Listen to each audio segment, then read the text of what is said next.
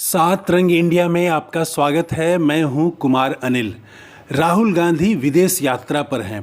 थोड़ी देर पहले उन्होंने पेरिस में छात्रों से बात करते हुए अपनी आगे की योजना बता दी है। बहुत बड़ी योजना है, ऐसी योजना जिससे एक बार फिर से देश की राजनीति में छलांग आ जाएगी।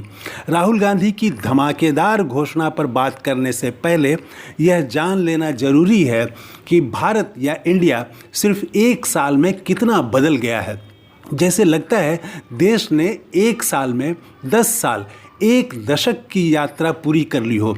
एक साल पहले तक यह तय माना जा रहा था कि विपक्ष एकजुट नहीं हो सकता, महंगाई से इस देश को कोई फर्क नहीं पड़ता और नौकरी देना प्रधानमंत्री का काम नहीं होता है। बेरोजगारी कहाँ है? जो काम नहीं करना चाहता है वही बेरोजगार है। भारत विश्व गुरु बन गया है और मोदी को कोई हरा नहीं सकता। देश का यही मिजाज था, देश इसी तरह से सोच रहा था। तभी राहुल गांधी ने पिछले साल 7 सितंबर को भारत जोड़ो यात्रा शुरू की। भाजपा, मीडिया और आम लोगों में बड़ी संख्या ऐसी थी जो मान रहे थे कि राहुल गांधी 4000 किलोमीटर पैदल नहीं चल सकते। भाजपा ने 9 साल तक प्रचार किया था कि राहुल तो शहजादा हैं, राजकुमार हैं, वे भला पैदल चलेंगे।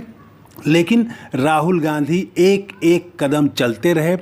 दिन, हफ्ता, महीना बीतते रहे। उनका हर कदम देश में कुछ बदल रहा था।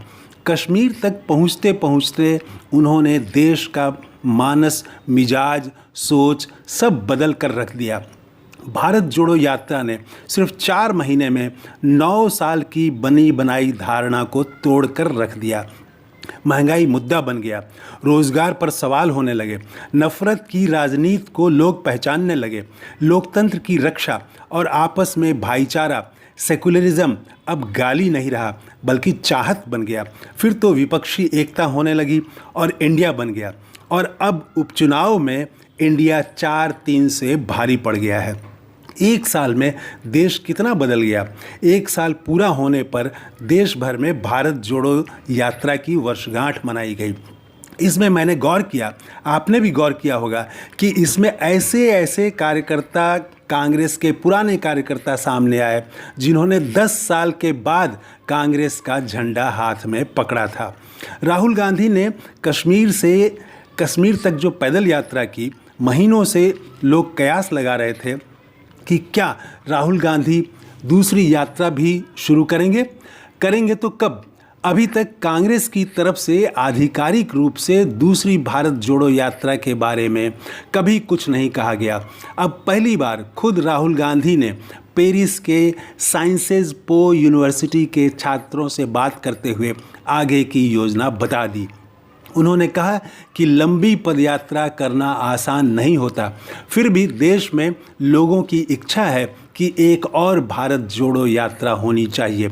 राहुल गांधी ने कहा कि यह संभव है और इस पर विचार विमर्श चल रहा है।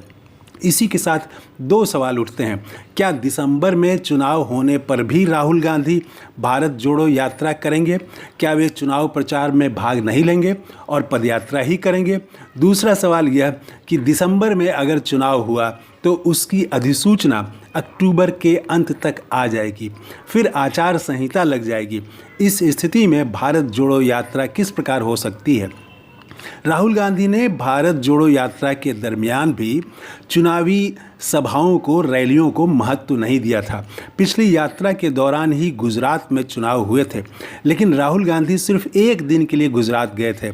दूसरी भारत जोड़ो यात्रा अगर उन्होंने शुरू की, जैसा कि अब वो घोषित कर चुके हैं, तो लोकसभा चुनाव का प्रचार नहीं करेंगे, ऐसा लगता है। दरअसल भारत जोड़ो यात्रा अपने में खुद ही किसी चुनावी रैली या सभा से कम नहीं होता है। उनकी यात्रा देशव्यापी प्रभाव छोड़ेगा और न सिर्फ कांग्रेस को बल्कि पूरे समूचे विपक्ष को इसका फ़ायदा मिलेगा। दूसरा कि आचार संहिता लगने पर क्या होगा?